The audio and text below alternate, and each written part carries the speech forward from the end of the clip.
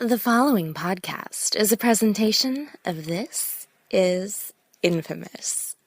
Listener discretion is advised.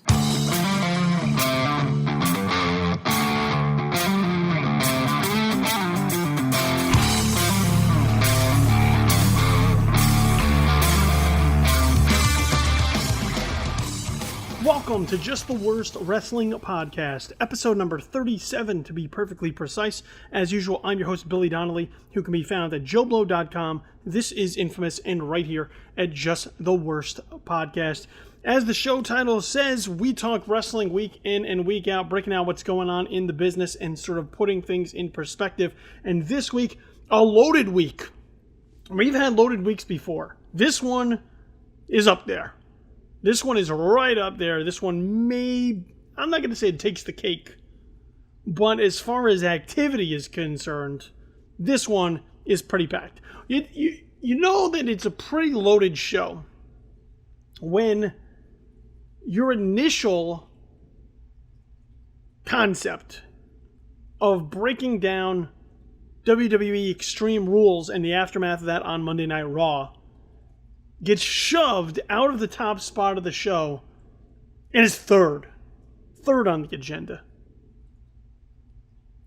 Because in the days following and right around, we had some other pretty huge items to discuss and talk about rather than just sort of break down Extreme Rules. So we will get into Extreme Rules reactions, talk about the show from top to bottom, what worked, what didn't work, and whether or not it was a good pay-per-view for the WWE. But there are two other items that I want to discuss that I think are a little bit more pressing and speak to the overall nature of the business as well as the top dog, the main show, what's going on in the WWE. So let's start with the latest developments that just came out this morning as I get ready to record this show. Just a couple hours earlier, I was out in my backyard. I'm weeding my garden, getting in some Zen time first thing in the morning. And the alert pops up on my phone that the WWE is taking Smackdown live on Tuesday nights.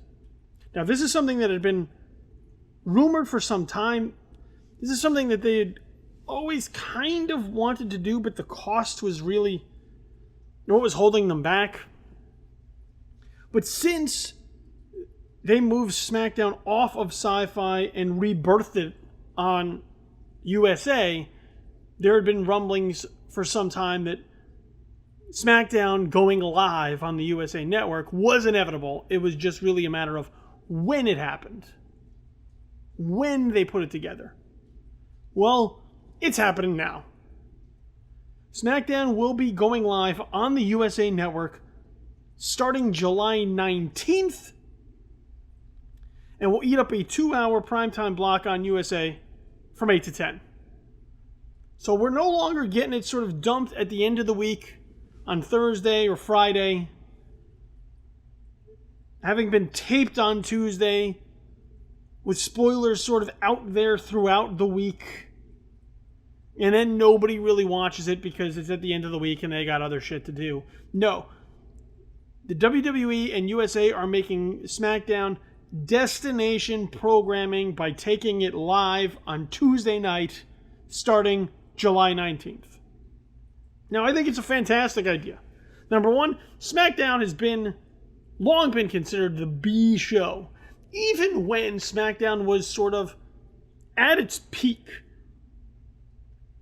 When Paul Heyman was sort of one of the guys driving the creative of SmackDown, at its peak, SmackDown was still sort of seen as a less than show. Treated as sort of the redheaded stepchild, if you will, of the WWE universe.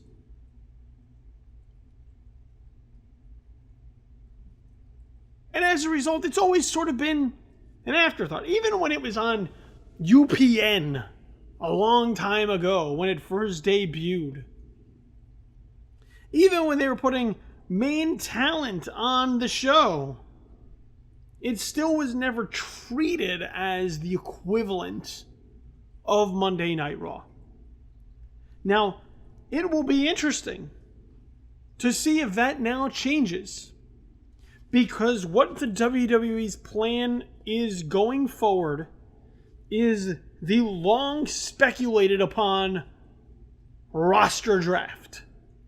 A brand split is coming with both Raw and SmackDown operating with distinct rosters that will allow the shows to be unique.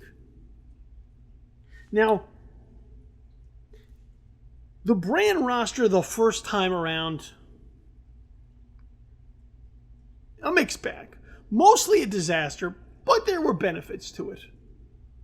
And that's why even now I look at it and I say, there are benefits to doing this. Number one, they have so much talent that has been wasted away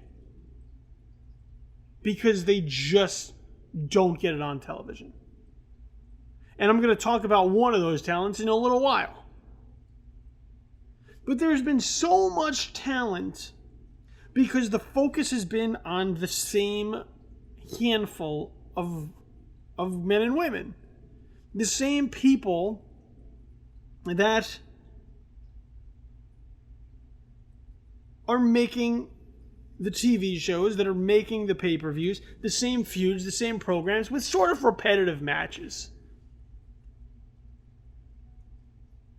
And as a result, you have a ton of talent that just isn't getting where it needs to be for the long-term growth of the company. And you could look at them all over the place. Guys like Fandango, guys like Tyler Breeze, like Titus O'Neil, like Darren Young, like Dolph Ziggler, who can't necessarily break through to the other side and who aren't being given the opportunity to get there. For all the talk of the brass ring is constantly dangled and then sort of yanked away because the opportunity isn't there to do anything with the brass ring. Might as well just take the brass ring and hang it on your wall as a decoration than try to cash it in and do anything within the WWE. So, in that respect, I think a brand split is good. The benefit, the main benefit of the brand split the last time around was that it gave opportunity to people who otherwise wouldn't have been able to get there if there was one show. Because with the WWE always being so top-heavy towards the main event, people get lost. You look at it right now. Somebody like Sheamus, lost. Alberto Del Rio, lost. Wade Barrett before he left, lost. Ryback, lost. Because they're not considered the main event. So as a result, very little effort is put into their storyline.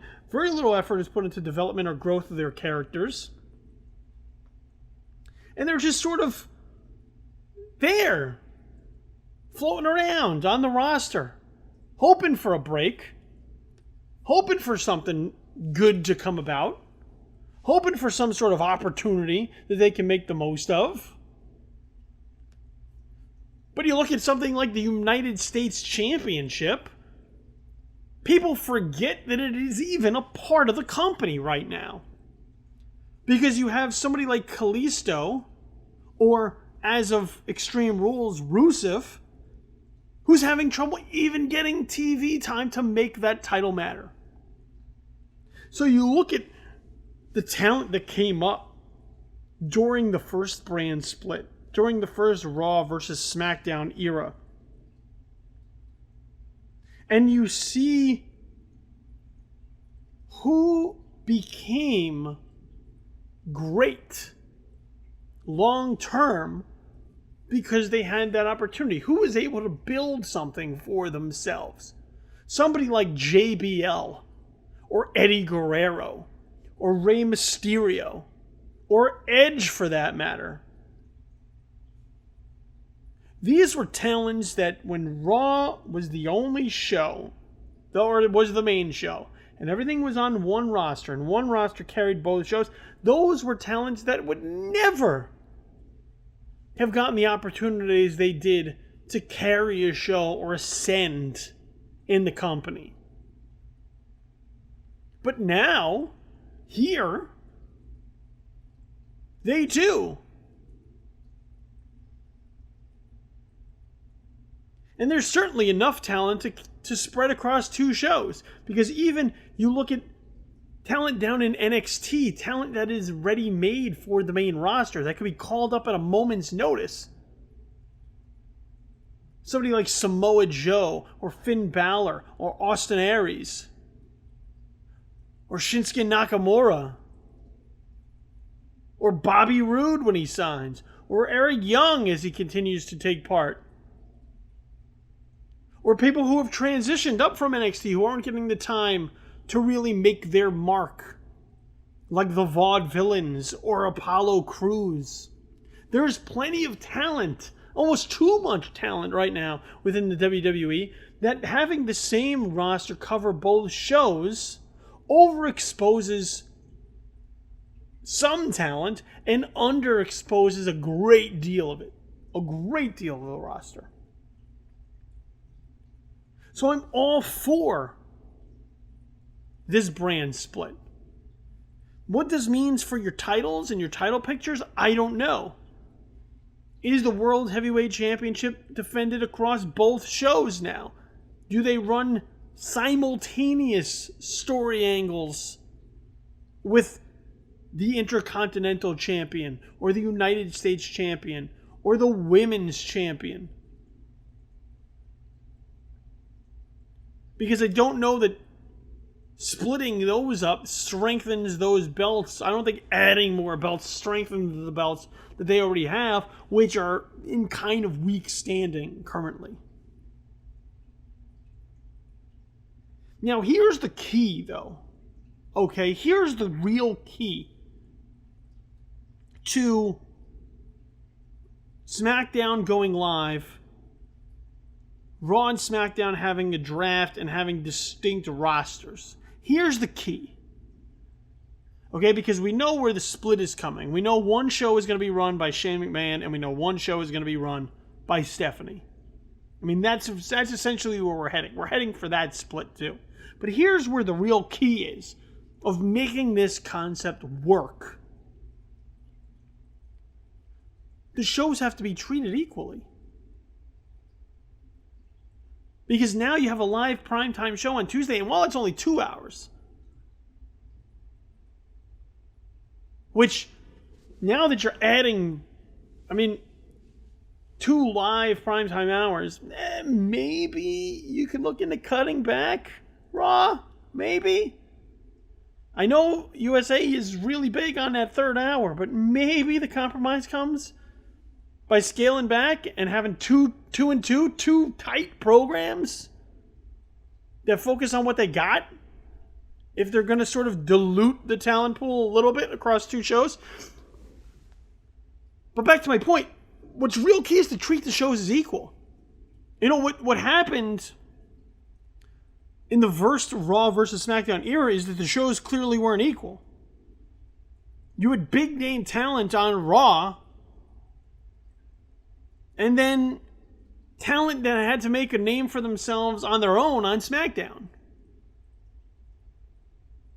You know, I love Eddie Guerrero. Eddie Guerrero is a Hall of Famer and a legend. An all-time great. But Eddie Guerrero is also not on the same length, the same wavelength, the same page, the same level as somebody like John Cena. Or as much as you might want to acknowledge it, somebody like Roman Reigns. You know, one has the sort of quote-unquote star quality that the WWE likes to put into the faces of their company. And the other are just really good wrestlers who built a name for themselves off of their work ethic and their in-ring action. Roman Reigns isn't on the level of an Eddie Guerrero or a Rey Mysterio. Not as far as how that in-ring product comes together.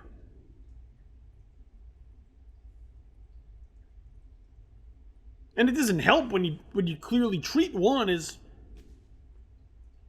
more larger than life, bigger than the other. So the key to making this work is you got to sort of separate the talent on those levels. Take all of your talent and sort of group it. Your A-level talent, your B-level talent, your C-level talent. Group it. And this isn't a knock on anybody on the roster. This is a way to sort of divide it up evenly so that both shows are able to make their mark. And take all your A-level talent, your Roman Reigns', your Seth Rollins', your John Cena's, maybe your Kevin Owens',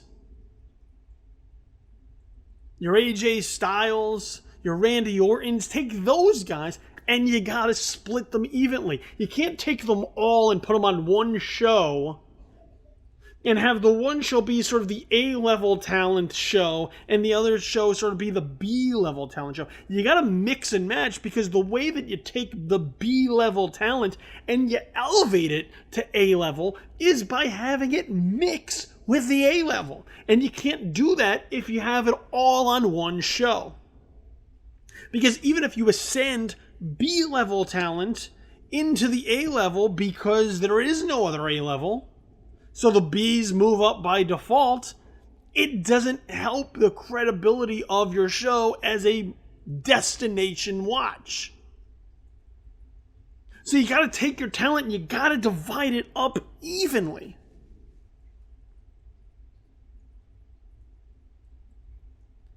So split your A-level talent, split your B-level talent, because now as the B-levels mingle and mix with the A-level talent on those individual shows, B-level becomes A-level, because now they're seen as equivalent.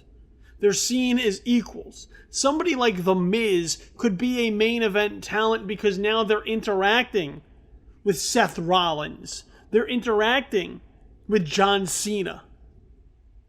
They're not just being stuck in the mid-card. They're being allowed upward mobility, which, once again, as I'll talk about very shortly, is a very serious problem in the WWE right now.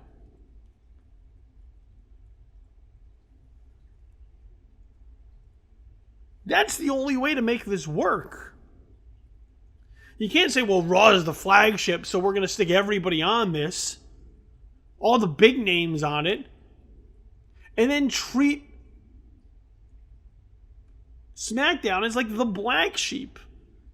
Because your ratings will affect it. You will have a show that people aren't now tuning into because they see it as a lesser than show.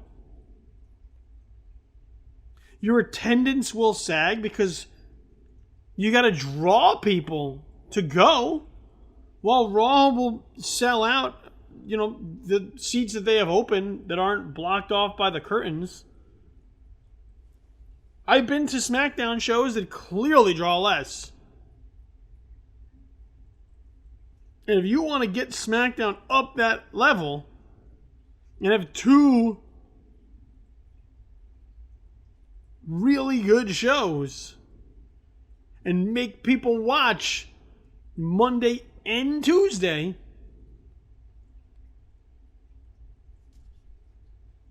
you got to make them equal. You have to treat them equally. Now, at the same time, I don't think they should be the same show either. There had been talk, Paul Heyman had talked about this years ago when they were running SmackDown, about pushing to do something different with SmackDown. Shoot it differently visually. Give it a different feel. Don't just have it be Raw light. Have it be an entirely different show with its own identity. Granted, you can still work within the WWE formula and model, but make it feel like its own thing. NXT doesn't feel like Raw. And that's why NXT works. Because it doesn't feel like Raw light. You can take some of the principles of how you shoot different things or how you lay out the show, but it has a different feel to it. SmackDown needs to have a different feel to it. That's the only way to make this work. And I look forward to it. Right now, I think there are too many people who are lost on the roster, and I think this is their opportunity to show why they were signed to the WWE in the first place. To show that they can carry the ball. That somebody like a Cesaro can be a world champion. Or that AJ Styles can be a world champion. Or that Sami Zayn can be a world champion. Or that Baron Corbin can be a world champion.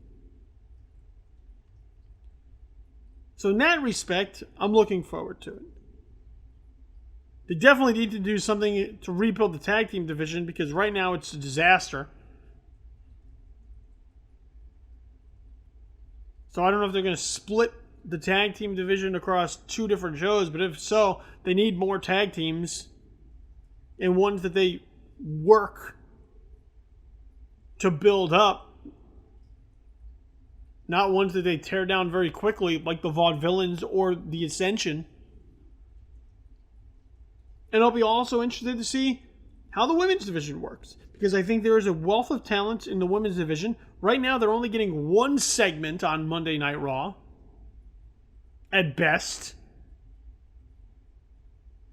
But at the same time, I don't want to see the women's pool of talent diluted so much. So maybe have tag on one show and maybe women's wrestling on another show. Maybe that's how you divide it up.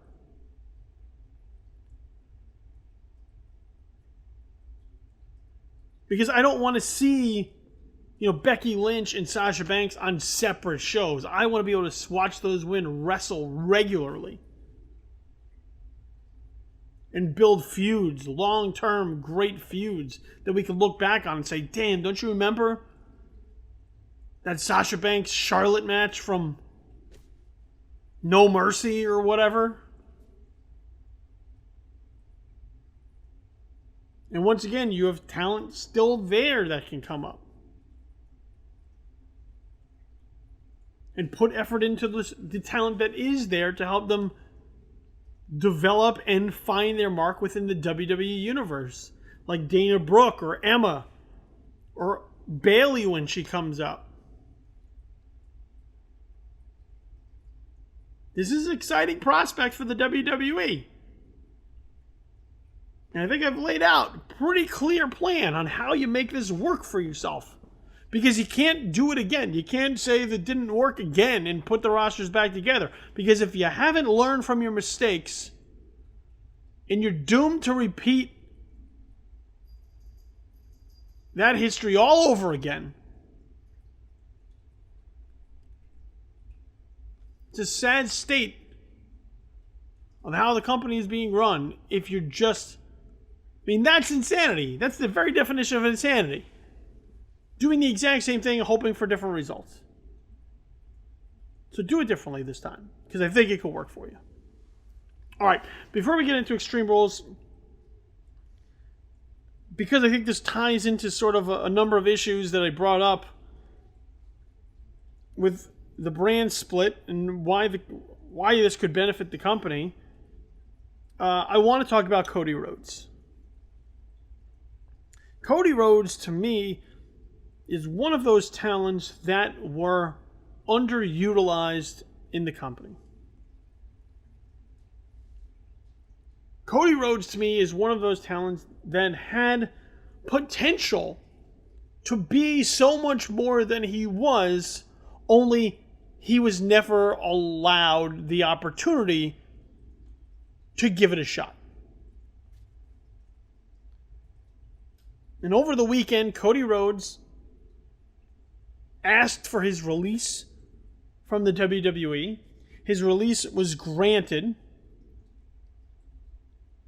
His wife, Brandy, who went by the name Eden as a ring announcer, also asked for release. Her release was granted, so she can go on to other projects.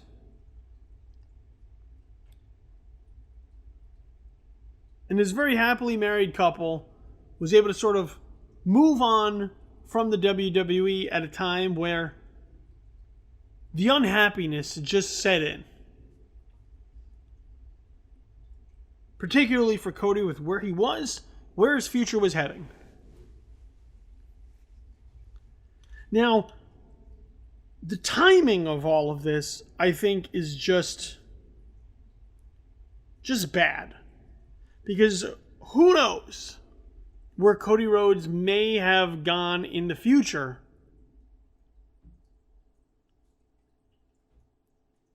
with the brand split. If he would have been given an opportunity to do more than what he'd been able to do. But the argument that Cody Rhodes presented as sort of the reason for his release, and I'm not going to go through the whole statement because it's fairly lengthy, but I think you should read it verbatim, word for word, right from the source. So if you want to find that, you can find that on Twitter at PrinceCGR. That's PrinceCGR.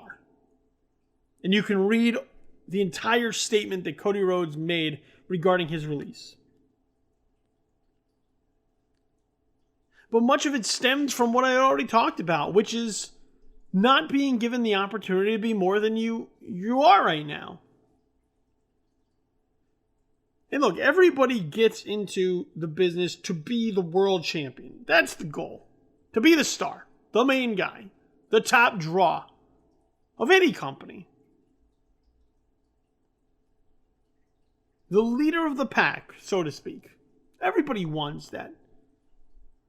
Unfortunately, not everybody can get there. Or not everybody is positioned or chosen to be there. Anyone could get there. You could take anyone. And if the company rallied behind them and built them up and made them credible, anybody could be the star of the show. Anybody could be the world champion. If you put them up there. It goes sort of back to... you ever see that 90s movie, She's All That? Where the idea is there's a bet made that the popular kid can take the sort of the loser and make them popular, make them a thing. Can't Help Me Love did it in the 80s as well. But there's sort of this groupthink mob mentality that if you show everyone how awesome somebody is, they too will also believe them to be awesome. And I think that's the truth with wrestling as well. You can take anybody on the roster. If you put enough juice behind them, you can make them a star. Anybody. Bo Dallas could be your World Heavyweight Championship if you wanted him to be. Because you'd say, okay, well, what do we need to do to make him that? And you'd put in the effort to make him that way. Unfortunately, the way that many companies work, particularly the WWE, is that they have a mindset for what they believe the top guy should be. What the world champion should look like, how that personality should be. Usually it's a sort of a larger-than-life figure. I mean, you look at the people over time, the ones that have sort of been at the top for a while. And there's been people like Chris Benoit and Eddie Guerrero and Rey Mysterio and Daniel Bryan. But the ones they've always really sort of rocketed to the top are the bigger, larger-than-life personalities. And physically, the bigger, larger-than-life characters. Hulk Hogan, The Rock. I mean, Stone Cold Steve Austin was lightning in a bottle with John Cena. Triple H was there. And during the Attitude Era, I mean, there was a little bit more variety. Kurt Angle was your world champion for a while. But when they've sort of settled on it just being one guy, there are traits that sort of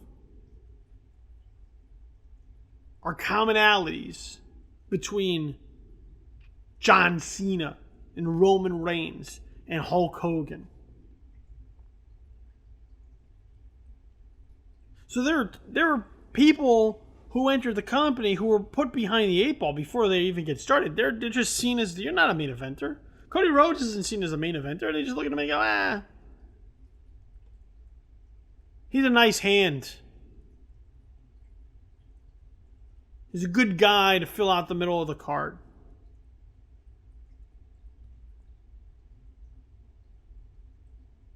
And the sad part is that you never give them an opportunity to really prove you wrong, because you already have a perception of who they are and what they can do and how far you see them going.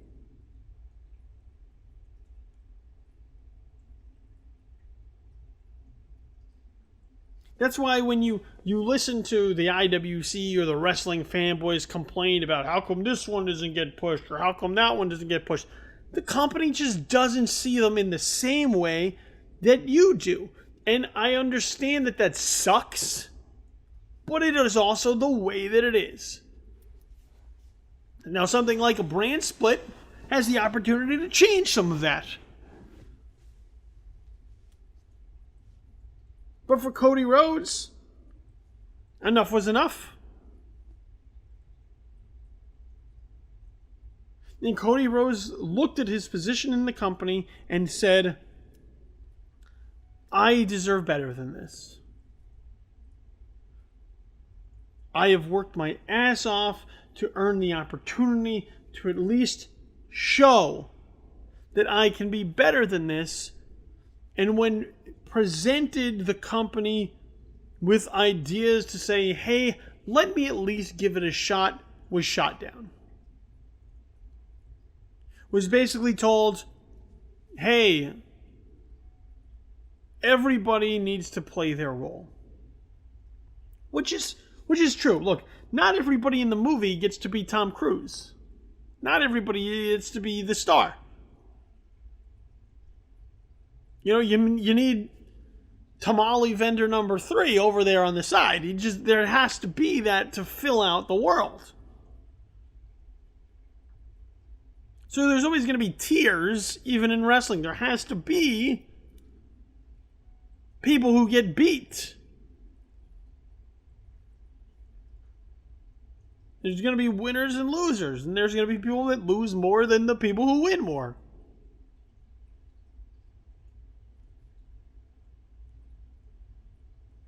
But sometimes you also have to try things. And I think that was really the thing with Cody Rhodes, is that while he tried to present ideas to get him out of this rut, none of them were heard or applied or taken a chance on. And you never know what's going to work until you take a chance. Look at the New Day. The New Day is the exception to the rule. The New Day is a trio that managed to work when they were given a chance to try. And how the New Day was constructed now is nowhere near where they started, but they were given some leeway to at least try something new. And when that something new got over, the New Day ran with it and have not looked back since. Stardust was a character that they probably did about as much that they could do with it.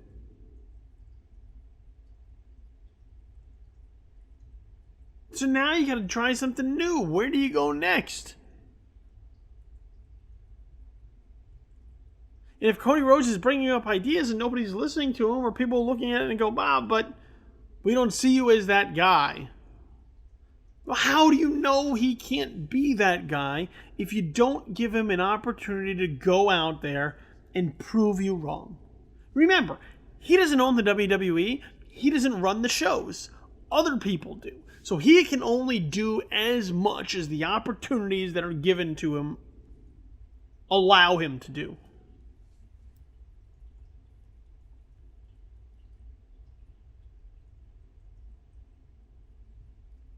And while it's true that maybe he would never be the world heavyweight champion,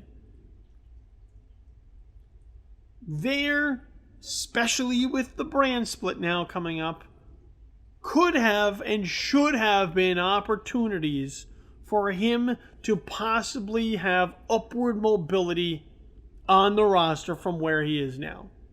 And a lot of that comes from being not Stardust.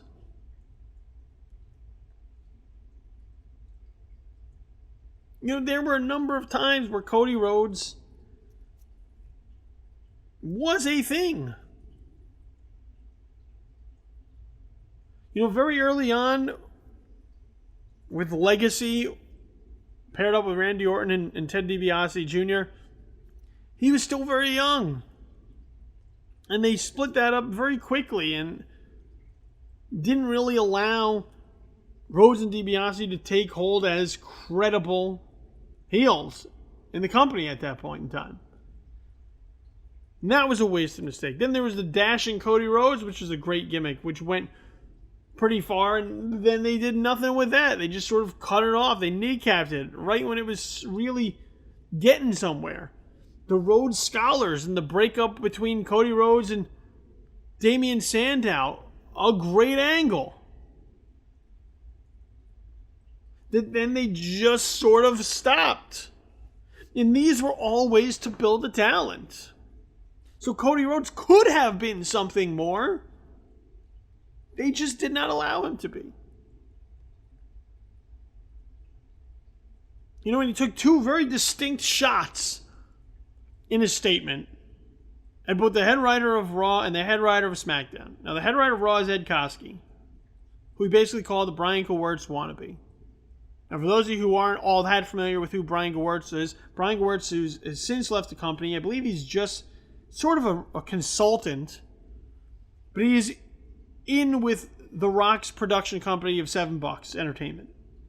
Because Brian Gewirtz was for a long time the head writer of Raw and was a very important figure in developing the character of The Rock. Even now when The Rock comes back, him and Brian Gewirtz go through what The Rock's promo is going to sort of look like.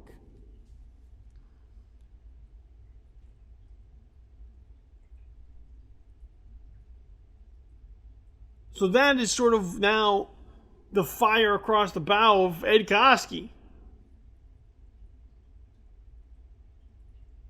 He's now been put on notice, sort of, publicly in front of the fans, who now will look at this and say, what's going on over there on Raw? In SmackDown, he took a shot at the head writer of SmackDown, who's Ryan Ward, who used to be the sole writer of NXT. Saying that instead of listening to concepts, ideas from the talent, he's been too busy flirting with developmental divas.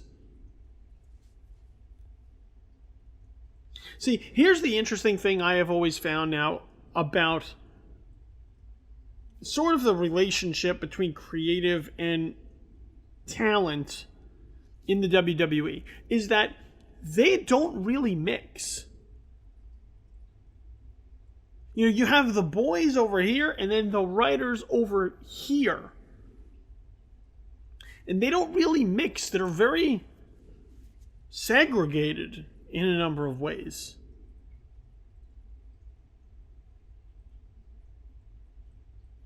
And I understand that there's some politics to it and you don't want to look like you're favoring somebody over the other because you're friends. But I think there's two levels to why that dynamic, I think, becomes a problem for the way that the company is structured. Number one, you don't know the people you're writing for. You don't really know them. You may know them sort of on the surface or in passing, but you don't really know them when you're on opposite ends of the spectrum. So you don't know what they're good at. You don't know necessarily their strengths. You don't know their weaknesses. You don't know what they do well, what they don't do well, what they could maybe work on, what they bring to the table, the dynamic with others, chemistry with others. So I think some more mingling amongst the writing and the talent class of the WWE could be good for the creative process. Because you can craft those characters better by tapping into the talent, the people that are putting forth the personas, that are putting on the performance. You know, even you talk about how the WWE's entertainment, some of the best films or TV shows, characters are sort of built or written for certain performance, especially film. Film is a little bit easier to do that, but you can craft or write certain characters for certain actors, speaking to what they do well, speaking to their voice, writing it specifically for them and tailoring it to them. And the only way you really do that is to allow for that interaction.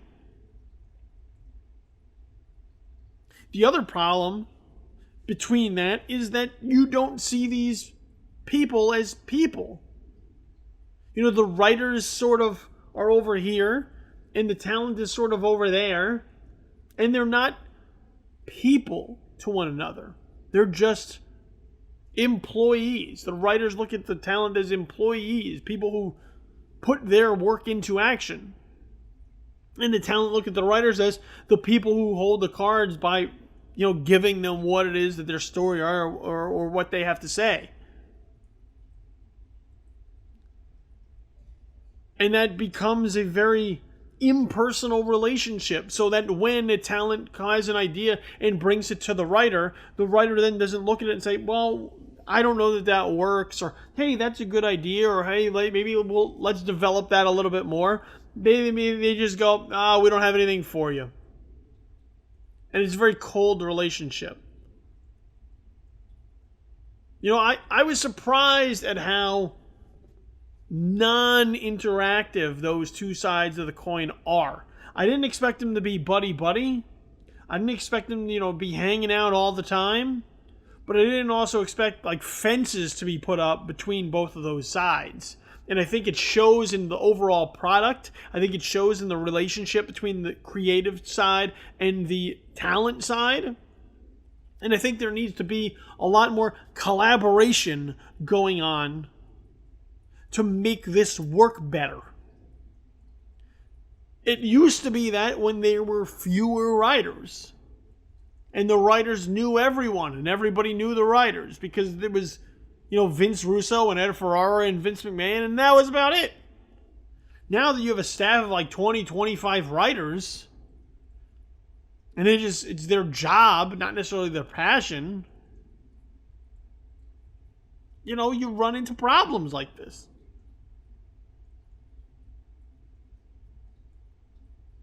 I would have loved to see Cody Rhodes do more within the company. I really would have. And it's unfortunate that at a time where maybe those opportunities could have been there down the line, that he was pushed to the point where he felt, I just can't continue going down this road. As a good dude, and he grew up in this business, and he loves this business, and I wish him still well in the future of this business. Even if it's not in the WWE, wherever he may surface at another point in time. I wish nothing but the best for Cody Rhodes, for his wife Brandy. I hope they're happy, and I hope they find a good landing spot that allows him to feel fulfilled and satisfied professionally.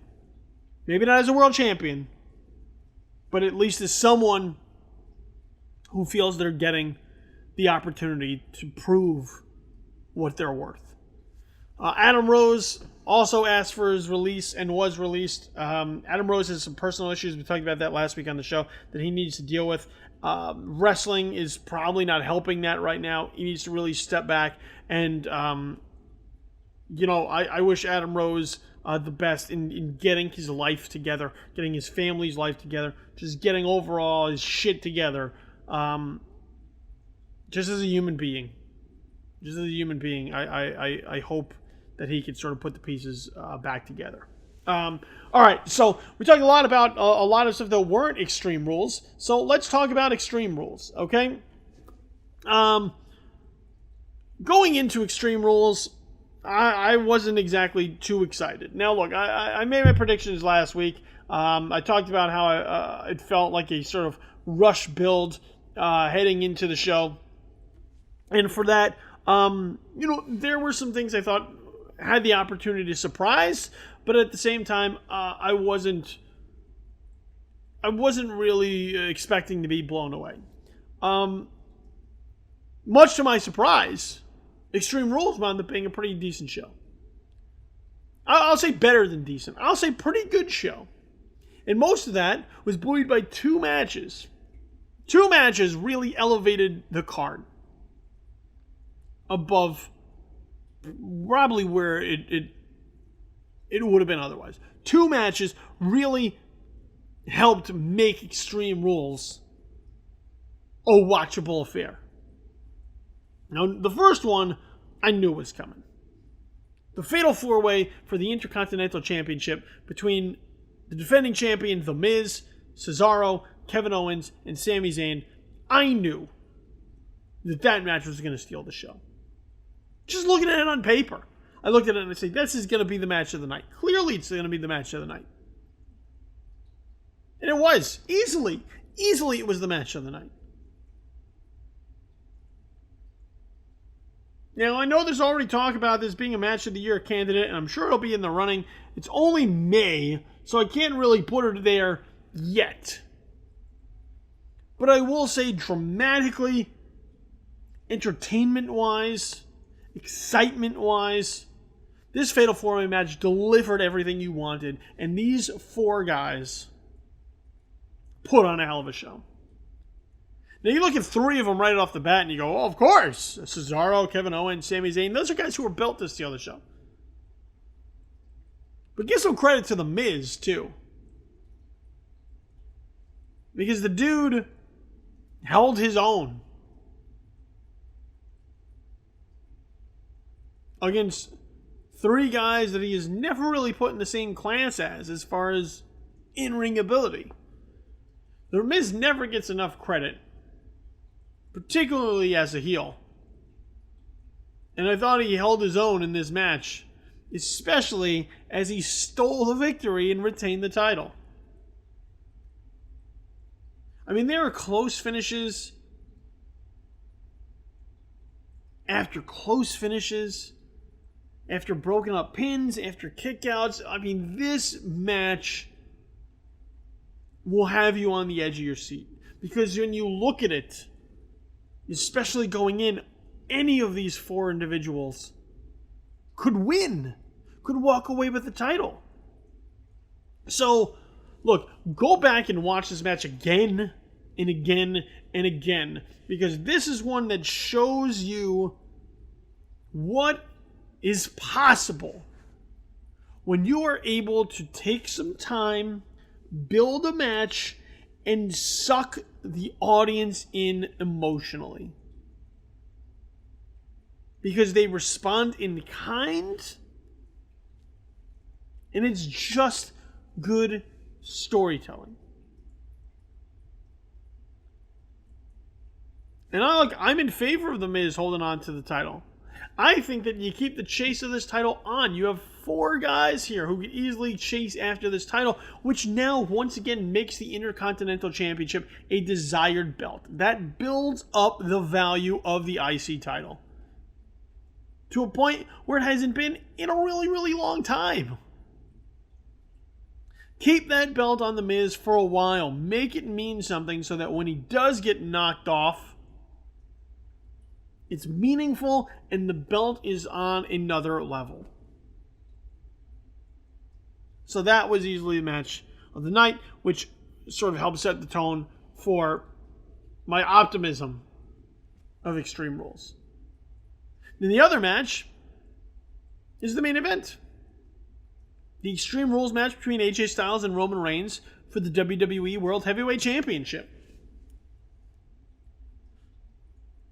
Last month at Payback, these 2 guys tore the house down. And this month at Extreme Rules, they did not let up. I think it is impossible for anybody to look at AJ Styles after these 2 matches with Roman Reigns and say that he does not belong in the WWE or in the main event picture. Because with him and Roman Reigns and the chemistry that they managed to find together in telling sort of this bigger versus smaller guy story, they put on 2 fantastic matches in back-to-back shows.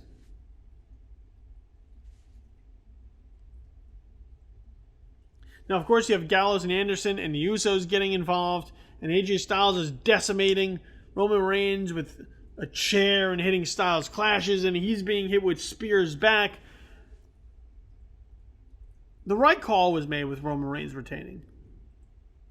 And I understand that in your heart it doesn't feel right because you like AJ Styles more than Roman Reigns. You hate Roman Reigns. I get it. But both guys walked away from these matches looking better than they did coming in. AJ Styles, I think, got off to sort of a slow start in the WWE because of the feud with Chris Jericho. I think the matches weren't at the level that they should have been.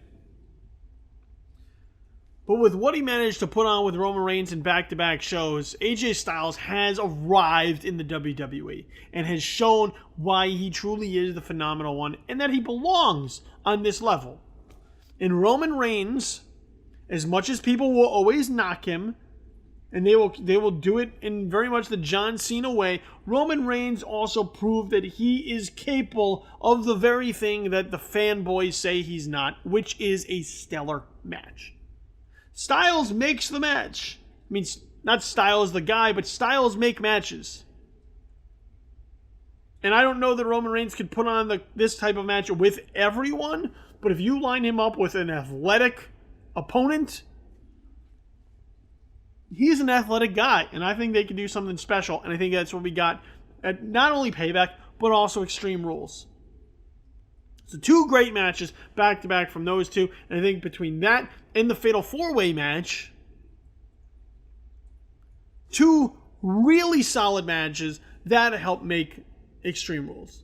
Now, the rest of the card I thought was pretty much by the book, which is why heading into the main event, I said they got to do something different. They got to do something extra. They got to do something that keeps people talking once the show closes. And they did, with Seth Rollins returning to close out the show. And arriving into the ring and pedigreeing a beaten down Roman Reigns and holding up the title he never lost to basically say, I've come back for this. I am the rightful champion. And I thought it was a great way to end the show. I'm happy to see Seth Rollins back. In between those 3 instances, the Extreme Rules match, the Fatal 4-Way, and Seth Rollins' return, I walked away from Extreme Rules feeling pretty satisfied with what I had seen. Now, are there some rough spots throughout the show? I think so. Baron Corbin versus Dolph Ziggler, sort of relegated to the pre-show, I think, was sort of unfortunate. I think Baron Corbin needs some more time to develop on the main roster and show what he can do. And once again, I think the brand split helps something like that. Ziggler's a great opponent for Corbin because he sells the hell out of all of his offense. And I love listening to Mauro Ranallo call a Corbin match because he makes everything sound devastating. So I thought that was a fine match. I wish it wasn't on the pre-show, though. The Tornado tag I thought was fine. I thought the story that they laid out with Anderson and Gallows sort of wiping out the Usos and calling into question whether or not they'd be able to help Roman Reigns later in the main event. So that was fine. I think the Usos need a repackaging pretty badly, though. Not Shining Stars level treatment, but if they're going to be aligned with Roman Reigns, they're going to make sort of this bloodline stable happen. They got to figure out what to do with the Usos because while they got booed in the Prudential Center during Extreme Rules, typically they're guys who the fans look favorably upon. You know, they come out in bright colors, they got face paint. They're baby faces. Typically they're used as baby faces. And when they're aligned with Roman Reigns, who continues to get booed out of the building, it's still just very confusing. You know, and that was one of the things, though, that I found to be a problem throughout Extreme Rules and heading into Monday Night Raw, too, is that there's this insistence that there are no more heels and there are no more faces. Everybody's like, well, just cheer or boo who you want and be passionate about it. But that confuses the audience. That's why you have these shows that are dead silent, is because people don't know how to react. They don't know who they're cheering for or who they're supposed to cheer for. So this idea of just making everybody tweeners feeds into the IWC, feeds into the wrestling fanboys' perception, which is the very thing that they're always against.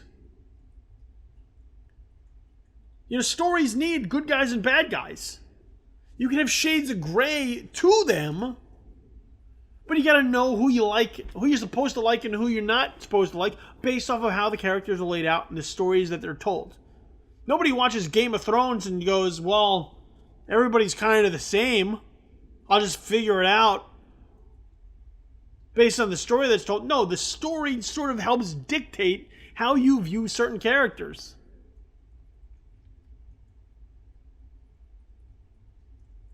You know, King Joffrey was a villain.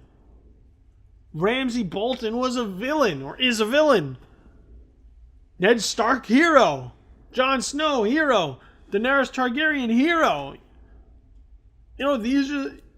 You clearly have ideas of who you want to root for and not root for, and there'll be shades of gray thrown in every once in a while where maybe a babyface acts in a heelish manner or maybe a heel acts in a babyface manner, and that's where you can get those shades of gray, some complexity, but you can't just throw it all up in the air and go, fuck it.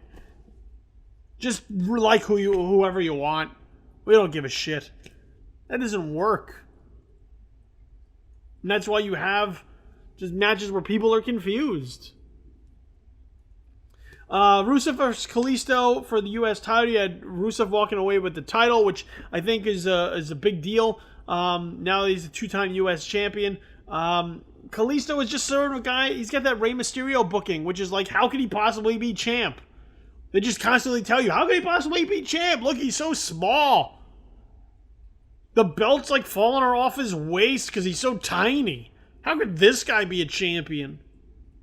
Which is what happened with Rey Mysterio, where you just undermine the credibility of the champion by talking about, I can't believe this guy's the champ. He doesn't belong here. So I think they need to figure out what they want to do with Kalisto and maybe book him a little bit stronger as opposed to like, what a fluke of a champion. It's nothing you want to tell your audience is like, this guy doesn't belong as the champion. Sell your champion strong all the time. Not like, how'd this guy get in the building? And for Rusev, look, he used the heat on him again, that's for sure. And he was at his best when he was the United States champion the first time around. He hasn't been the same since he lost that title to John Cena. And with the split of the League of Nations, hopefully him and Lana can find some sort of identity together again.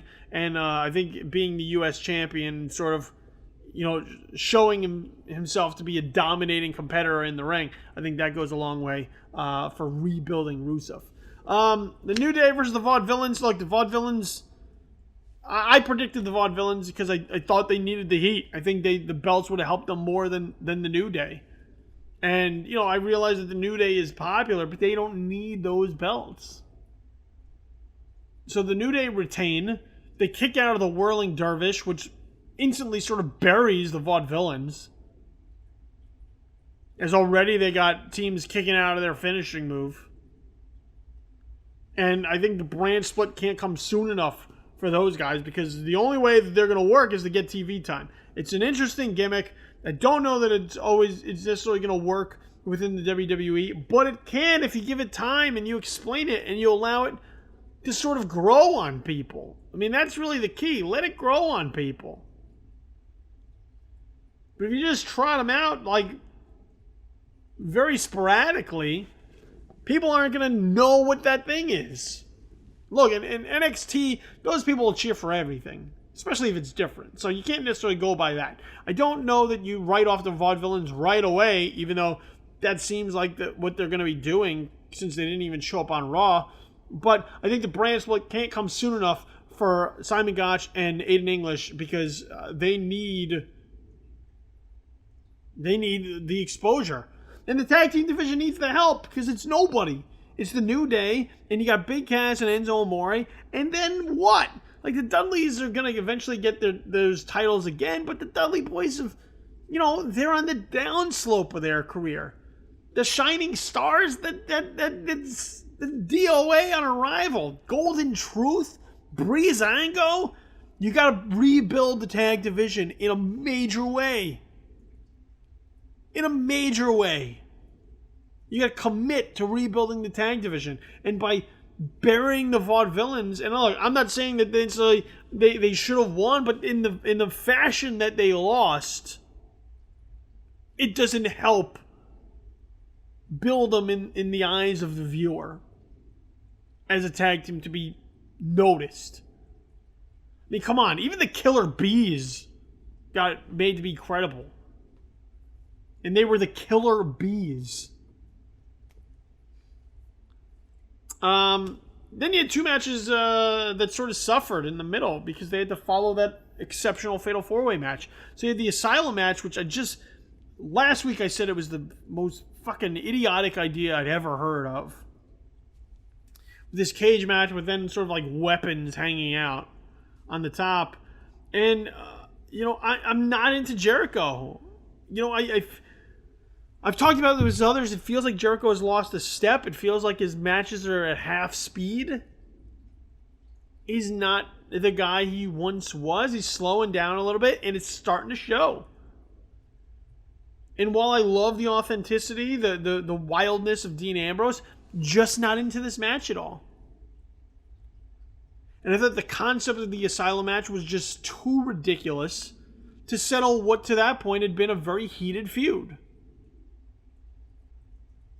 Now, you get some plunder, you get the inclusion of thumb taps to sort of, take the match up a notch. But through and through, it was sort of dull. The crowd wasn't very into it. And, I hope we get to move on from here, because while I think Jericho is great on the mic, and I think he helps build talent in that way, since January with the matches with AJ Styles and now with Dean Ambrose, I'm just not feeling it. Then you had the submission match between Charlotte and Natalya for the Women's Championship, where Ric Flair was banned from ringside. The crowd, once again, just not really into it. Not into Natalya as a challenger. I think there's still sort of this hangover of, where are the other women that are supposed to be fresh on the roster? Why aren't we getting more of them? Why aren't we getting more Becky Lynch against Charlotte? Where's Sasha Banks? Although there's all sorts of rumors between, saving her for SummerSlam and that she may have suffered an injury that she's recovering from, and that's why she's off television. So, the crowd's just not really into it. And then Dana Brooke shows up out of nowhere. Like, why the hell is Dana Brooke even there? I understand that Emma's on the shelf recovering from back surgery, but that doesn't mean you got to saddle Charlotte with Dana Brooke, who really nobody knows.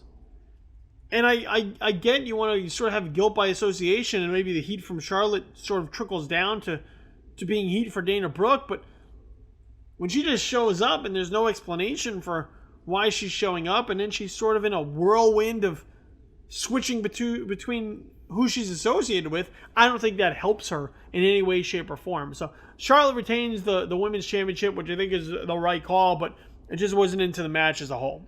All right, let me just talk about Raw really quickly before I send you on your way. Seth Rollins returns and opens the show. The thing about Seth Rollins coming back is that people are excited that he's not Roman Reigns. I mean, that's really the key. He's not Roman Reigns. This is a guy with some personality, with some edge. He's got authentic anger. He's got a passion for what he's talking about, which is that he's come back from injury. He never lost the belt. He wants the title back. He's the rightful champion. Doesn't feel very rehearsed. I mean, he's a clear difference from Roman Reigns. And while there was talk of sort of, having him come back and be the super babyface right now, because he's not Roman Reigns, they then choose to have him sort of insult the fans and turn on them. But at the same time, encouraging the audience to treat him however they want. You could cheer me, you could boo me, whatever, I don't care. Which once again goes into this idea that everybody's a tweener. Let the people choose who they want. Let them be vocal about who they like and who they don't like, and then book them accordingly. Not in opposition to, or in the face of, or in spite of their reaction. If the fans are booing Roman Reigns because they don't like Roman Reigns, then make them not like Roman Reigns. Assist them in that. Don't fly in the face of that. If the fans like Seth Rollins, then book Seth Rollins a little bit more favorably to take advantage of the cheers. That's how you build your attendance. That's how you build your ratings. That's how you sell merchandise. I'm not saying give the fans what they want all the time, but maybe work with them. Now, the rest of Raw was built around qualifying matches for the Money in the Bank pay-per-view, which we'll see, I believe, 7 competitors fight for that briefcase. So throughout the show, we had a number of matches in order to get people locked into that match. So Cesaro is qualified. Dean Ambrose is qualified. AJ Styles is qualified. Chris Jericho is qualified. I think that's it, right? That's 5. Oh, Sami Zayn is also qualified. That's 6. No, that's 5. Sami Zayn, Cesaro, Jericho, Dean Ambrose, Kevin Owens. That's 5. With another 2 to be determined on SmackDown, one of which I believe is Alberto Del Rio, and the other one escapes me at the moment. So if you want to find out for sure, then just tune into SmackDown. And you had some good matches. I mean, you had an ugly spot with the lion saw in the match between Apollo Crews and Chris Jericho. I felt bad about Apollo Crews but once again, he's also still the guy that just smiles. So, I don't know what really to make of it. Even as he gets beat up by Sheamus, which I guess is going to be their feud to sort of establish Apollo Crews as the guy who's in meaningful matches and not just a guy who shows up and does cool stuff. So you had that, I guess, going for you. And so Maury got to come back. Nothing special. You had a Big Cass versus Bubba Ray Dudley match. So eventually, we're going to get is Enzo Amore and Big Cass versus the Dudleys. Enzo clearly adds so much to the package of Big Cass, so it's great to have him back. I'm glad to see he's recovered from the concussion, and I'm excited about what that team can do forward, because as much as I know they like Big Cass as a singles guy, maybe down the road, definitely just something missing from the presentation while Enzo was on the shelf. So I'm glad that he's back, and that team can sort of fire it back up once again and make it go. Look, you had the other thing that was sort of interesting coming out of Raw, which has sort of gotten a mixed response, is sort of this state of the Women's Championship that had Charlotte kick her dad, Ric Flair, to the curb. Now, number one, Dana Brooke comes down, and you still are like, why is she involved? And the reason that she gives for being involved is to have the pleasure of being in the ring with the dirtiest player in the game, Ric Flair.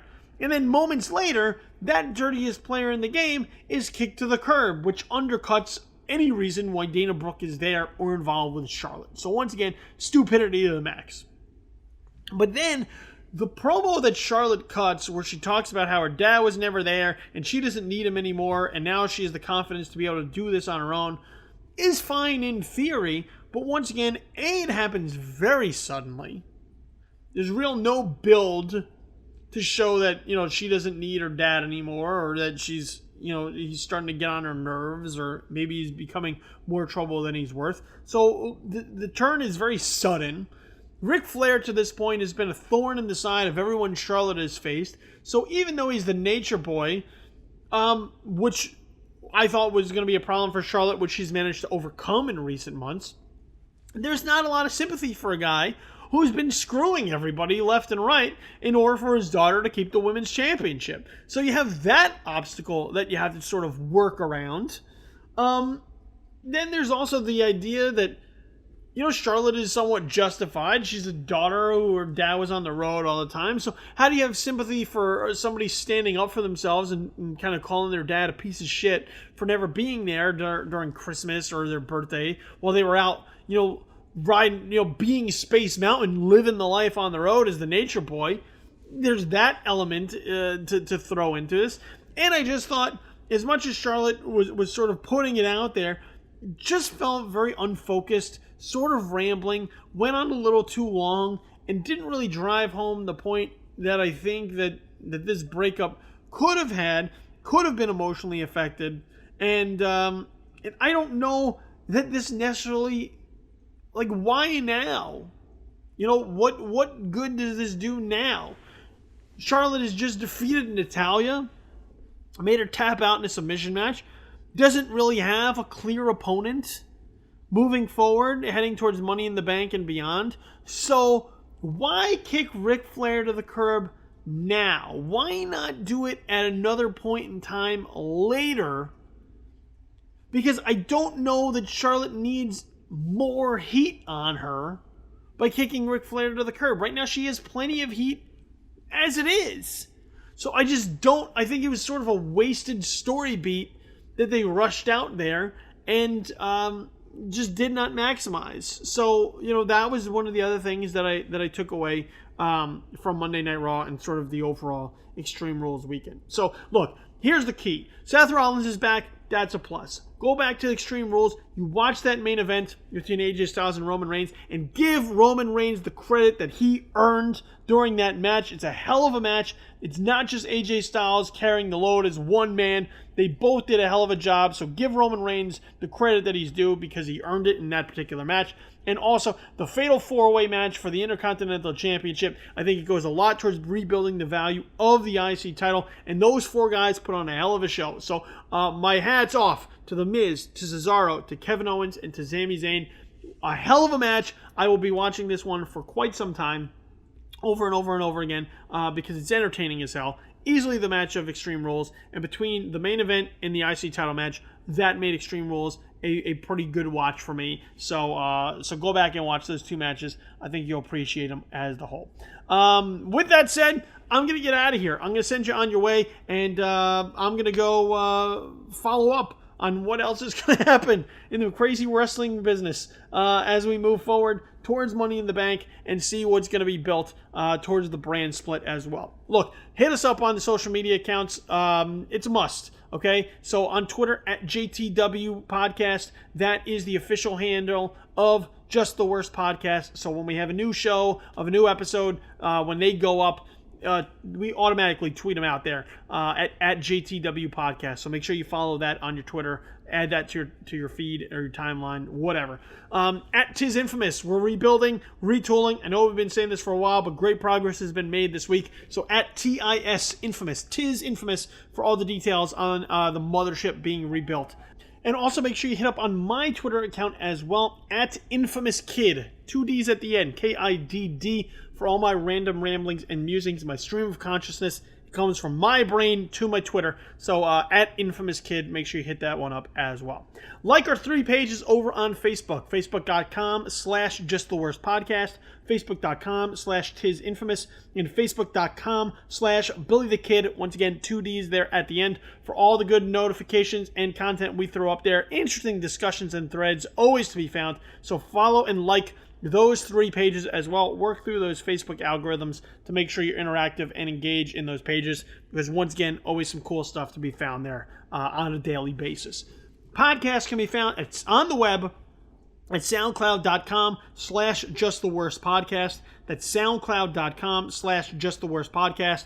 Or get the SoundCloud app on your phone or your tablet, whether it's Apple or Android, doesn't matter. Get the SoundCloud app, and you can take all the shows on the go with you with your subscription to Just the Worst Podcast. So set up that subscription, get the app, and you'll be able to listen to me talk wrestling, talk movies, talk whatever on your phone, on your tablet, wherever it is that you go. Just get yourself the SoundCloud app, or once again on the web, soundcloud.com/justtheworstpodcast. You can find my work on a regular basis at joeblow.com. This is Infamous, and of course, right here at Just the Worst Podcast. I want to thank you for downloading, streaming, listening to this very show. This has been Just the Worst Wrestling Podcast, episode number 37. I have been your host, Billy Donnelly. You have yourself a pleasant, immediate future, and hit those ropes hard and kick out before the count of 3. Be back next week to talk more wrestling. So in the meantime, I'm out. See you later. Peace.